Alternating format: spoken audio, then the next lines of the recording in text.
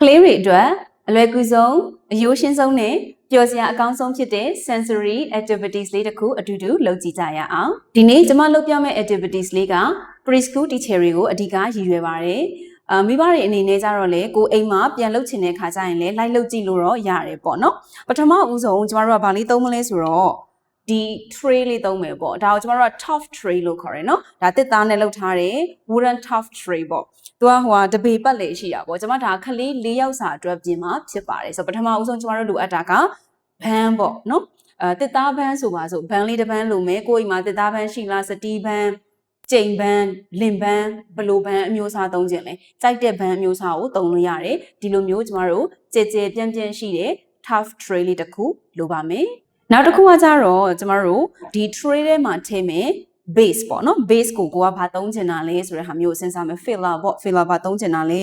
ဆိုတော့အဲ့မှာကျွန်မကတော့ဒီနေ့dry option ကိုရွေးထားပါတယ်ဆိုတော့ dry option ဆိုတဲ့နေရာမှာဗာလေးတွေပါမယ်ဆိုကျွန်တော်တို့ဒီလိုကြောက်ခဲလေးတွေပါမယ်ဆန်တို့ပဲတို့နောက် pasta ပေါ့အဓိက6သွေးရဲ့ပစ္စည်းလေးเนาะဆိုတော့ dry option ဆိုတော့ဒါမျိုးလေးတွေကျမတို့ကထည့်လို့ရတယ်နောက်ထပ် option နှစ်ခုလောက်ရှိသေးတာပေါ့เนาะ dry option ကိုသုံးခြင်းလား and then eatable option လည်းရှိတယ်ဥပမာ eatable option ဆိုတာစားလို့ရတဲ့ဟာပေါ့အထူးသဖြင့် toddlers လေးတွေလေကလေးပစ္စည်းသေးသေးလေးတွေဆိုရင်ကျမတို့ဒီ band ထဲမှာခောက်ဆွဲเนาะ marshmallow ဆိုတဲ့ဟာမျိုးလေးကျမတို့သုံးလို့ရတယ် and then ပြီးရင် dry pasta ပေါ့เนาะအဲ့လိုဟာမျိုးလေးဆိုရင်ဒါစားလို့ရတယ် eatable option အနေနဲ့ကျမတို့ကသုံးတယ်နောက်ဆုံး option ကကြတော့ကျမတို့ texture option လို့ခေါ်ရပေါ့เนาะ texture option ကကြတော့သူကစို့လို့ရတယ်၊ကင်ကြည့်ရဲ့အခါမှာစူးလို့ရတယ်၊ပြုတ်လို့ရတယ်၊မာလို့ရတယ်အဲ့ဒီ option ထဲမှာဘယ်လိုဟာမျိုးပါမလဲဆိုရင်ကျမတို့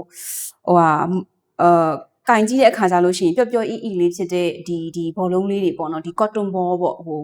ဝါကုန်းပေါ့နော်ဝါကုန်းလိုဟာမျိုးလေးတွေကျမတို့ထည့်လို့ရတယ် and then ပြီးရင် play-doh လေနော် play-doh လိုမျိုးပျော့ပျော့အီပစ္စည်းမျိုးလေးတွေထည့်လို့ရတယ်ဆိုတော့ဒီလိုဟာမျိုးနောက်သဲပေါ့အဆူဆွတ်တဲ့သဲလိုဟာမျိုးဆိုရင်ဒါဒီကျမတို့က texture option ထဲမှာထည့်ပြီးတော့သုံးလို့ရတယ်ဒီနေ့တော့ကျမသုံးပြမယ့်ဟာကကြတော့ကျမက dry option ကိုသုံးမှာဖြစ်တယ်နော်ဒီ tray ထဲမှာထည့်မယ့်ဟာတွေအားလုံးကိုကျမတို့ကbase လို့ခေါ်တယ်ဆိုတော့ဒီနေ့ base အနေနဲ့ကျွန်မကရောင်စုံကြောက်ခဲလေးတွေကိုထည့်ပြီးတော့သုံးမှာဖြစ်ပါတယ်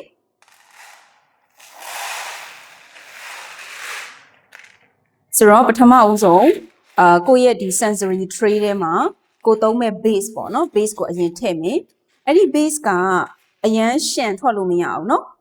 အရန်ရှန်လို့မရဘူးအနေတော်လေးပေါ့ဒီ tray နဲ့အပြည့်လည်းမဖြစ်ရဘူးအပြည့်ဆိုတော့ဒီလိုအပြည့်ဘောင်အပြင်ကိုရှန်ထွက်တော့တဲ့အထိကျမတို့ဖြည့်စရာမလိုဘူးဘာလို့လဲဆိုတော့ကျမတို့အဲ့ဒီအပေါ်မှာထပ်ပြီးတော့မှနောက်ထပ် objects တွေထပ်ထည့်မှာဖြစ်တယ်ပေါ့နော်အဲ့အတွက်ကြောင့်မို့လို့ sensory tray ရဲ့3ပုံတစ်ပုံလောက်ကိုဒီ base ကိုဖြည့်တယ်ဆိုရင်ရပြီဒီလိုမျိုးလေးပေါ့နော်ဆိုတော့ဒါဆိုရင်ဒါကျမရဲ့ sensory tray စပြင်တဲ့ start number 1ပေါ့နော်ပြီးရင်နောက်တစ်ခုကကျမတို့က theme ကိုစဉ်းစားရမှာပေါ့ဒီနေ့အတွက်ကျမရဲ့ theme ကကြတော့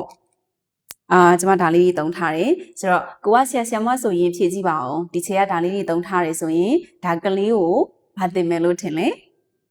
ဟုတ်တယ်ကျမတို့ဒီနေ့သင်မယ့်အကြောင်းအရာက fruits နဲ့ပတ်သက်တဲ့ topic ပေါ့နော် fruits vegetable ဒီအကြောင်းအရာနဲ့ပတ်သက်ပြီးတော့ကလေးကိုကျမတို့က input ထည့်ပြီးမှဖြစ်တယ်အဲ့အတွက်ကြောင့်မို့လို့ဒီနေ့ကျမကဒီ basket ထဲမှာ fruits လေးတွေပေါ့နော်အသီးအနှံအမျိုးအစားပေါင်း17ခုကိုကျမကသုံးထားတယ်ဆိုတော့ဒါလေးအကုန်လုံးကိုကျမတို့ကဒီ sensory tray ထဲမှာနေရာလိုက်ချပေးရမှာပေါ့နော်ဆိုတော့အသီးလေးတွေကိုသူ့နေရာလေးနဲ့သူအရန်မကပ်ဖဲနေပေါ့နော်ထောင်လေးမှာတစ်ခုအလဲလေးမှာတစ်ခုပြီးရင်တချို့ဟာလေးတွေဆိုလေဒီအထဲလေးမှာမြုပ်ထားလို့ရတယ်ပေါ့နော်ဒီလိုမျိုးလေးတွေခလေးတယောက်လက်နဲ့အလွယ်တကူကောက်လို့ရတဲ့အနေအထားလေးမှာကျမတို့ကထားပေးရမယ်ပေါ့နော်ဆိုတော့ဒီနေ့ကျမရဲ့ tray ထဲမှာကျမက fruits တွေပဲသီးသန့်သုံးထားတာပေါ့နော်ကဲဒါဆိုရင်ဆိုတော့နောက်ဆုံး final ကတော့ဒါမျိုးလေးဖြစ်သွားမှာပေါ့ချစ်စရာလေးနော်ဟုတ်ပြီဆိုတော့ဒါမျိုးကျမတို့လုပ်ပြီးသွားပြီဆိုရင်ကလေးကိုပေးလို့ရပါပြီဒါဆိုရင် it's ready to play ကစားလို့ရပြီဒါကိုကျမတို့က sensory top tray လို့ခေါ်တယ်ဒီနေ့မှာတော့ကျမကကလေးတွေကိုခတ်စရာ zoom တို့ဒီ tongs တို့ chopstick တို့အဲ့ဒါတွေဘာမှမပေးထားဘူး tools တွေဘာမှမပေးထားဘူးငယ်တဲ့ကလေးတွေကိုဦးစားပေးပြီးတော့ပြင်ထားတာဖြစ်တဲ့အတွက်ကြောင့်မို့လို့ကလေးတွေဒီသူတို့ရဲ့လက်နှစ်ဖက်ကိုပဲသူတို့ရဲ့ tools အနေနဲ့အသုံးပြုရမှာဖြစ်တယ်ဆိုတော့အဲ့မှာဆရာမကကိုကအသီးနှံလေးတွေရဲ့နာမည်ကိုမိတ်ဆက်တာပေါ့နော်မိတ်ဆက်စေခြင်းနဲ့အစားဆိုရင်ကလေးတွေဒီမှာထိုင်နေရဆိုရင်ကဲဒီချက်ကို strawberry သီးလေးကောက်ပေးပါအောင် strawberry သီးလေးကလေးကကောက်မှာပေါ့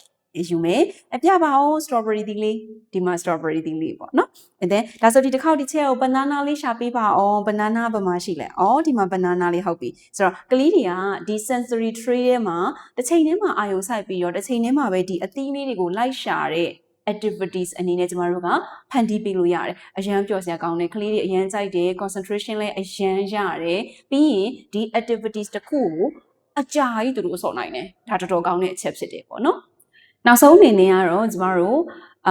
အခုဒီဗီဒီယိုကိုကြည့်နေတဲ့ထဲမှာမိဘတွေပါတယ်ဆိုလို့ရှိရင်လေကိုယ့်အိမ်မှာအလွယ်တကူကျမတို့ဖန်တီးပေးလို့ရတယ်ဒါပေါ့ပေါ့ပါပါလေးပဲဒါပေမဲ့ကလေးအတွက်အရန် effective ဖြစ်တယ်အထူးသဖြင့် concentration အရာဆိုလို့ရှိရင်တို့ဒီတစ်ခုတည်းကိုအချိန်ကြာကြာအာရုံစိုက်ပြီးတော့အကြာကြီးစောင့်နိုင်တယ်မိဘတွေတက်တာတာပေါ့နော်တကယ်တော့ဒါလေးကိုကျွန်မကတော်တော်အရွယ်ကနေစပြီးတော့ပေးစောစီခြင်းနဲ့ဆိုတော့ကိုယ့်အိမ်မှာဘန်လေးတစ်ပန်းရှိရဲ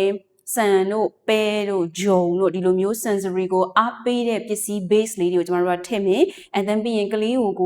ဘာလေးတွေ input လုပ်စေချင်တာလဲပေါ့။ဒီတစ်ပတ်ရဲ့ကိုယ့်ရဲ့ themes က dinosaur ဆိုရင် dinosaur လေးတွေစီထားလိုက်ပေါ့။ဒီတစ်ပတ်ကိုယ့်ရဲ့ themes က vegetables and fruits တွေတင်မယ်ဆိုလဲ vegetables and fruits တွေကိုအိမ်မှာရှိတဲ့အယုတ်ကလေးတွေပေါ့ထည့်ထားလိုက်ပေါ့နော်။ဆိုတော့ဒါမျိုးလေးလုပ်ကြည့်ပါ။ကလေးတွေရဲ့ sensory development နဲ့ fine motor skill အတွက်အများကြီးအထောက်အကူဖြစ်ပါတယ်။နောက်ဆုံးတစ်ချက်အနေနဲ့ကျွန်မမှာခြင်းတဲ့ဟာကတော့ကိုယ့်ရဲ့ကလေးကိုကအယုတ်တွေဘလောက်ဝယ်ပေးပစ္စည်းတွေဘလောက်ပဲ support လုပ်ပေး activities တွေဘလောက်ပဲချပြပေါ့နော်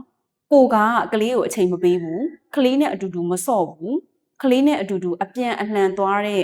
ဒီ interaction မရှိဘူးဆိုလို့ရှိရင်တော့ကလေးစီမှာဘာမှတိုးတက်မှာမဟုတ်ဘူးအဲ့တော့ကလေးတွေအတွက်တန်ဖိုးအကြီးဆုံးကစားစရာတန်ဖိုးအကြီးဆုံးအယုတ်ဆိုတာမိဘနဲ့အတူတူကစားရတဲ့အယုတ်မိဘနဲ့အတူတူကစားရတဲ့ကစားစရာပစ္စည်းဖြစ်ပါတယ်လို့ကျွန်မကပြောပြချင်ပါတယ်ရှင်ဒီချက်ခင်မှာနောက်ထပ်ဗီဒီယိုတွေမှာပြန်တွေ့ကြရအောင်